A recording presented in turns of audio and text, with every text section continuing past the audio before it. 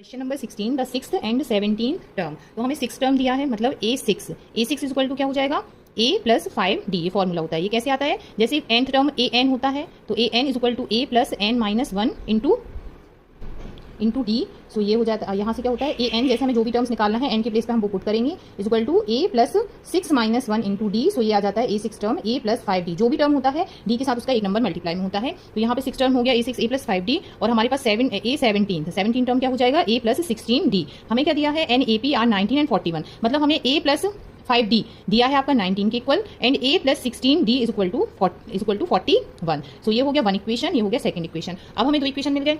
आप किसी भी मेथड से इनसे a और d की वैल्यू फाइंड कर लेंगे। सबसे पहले हम क्या करेंगे, इन्हें सब्ट्रैक्ट कर देंगे तो अपने पास d की वैल्यू आ जाएगी। सो हम करेंगे इन्हें सब्ट्रैक्ट करेंगे तो क्या हो जाएगा, ये माइनस हो जाएगा, ये माइनस एंड ये भी माइनस। a से क्रॉस हो गया, माइनस 16d में से 5d गया, सो माइनस का 11d, और 41 में से 19 गया तो माइनस का 22। माइनस माइनस क्रॉस हो गए, यहाँ से d की वैल्यू क्या हो गई 22 अपॉन 11। सो 11 बन जाए 11, 11 2 से 22। सो d की वैल्यू आ गई 2।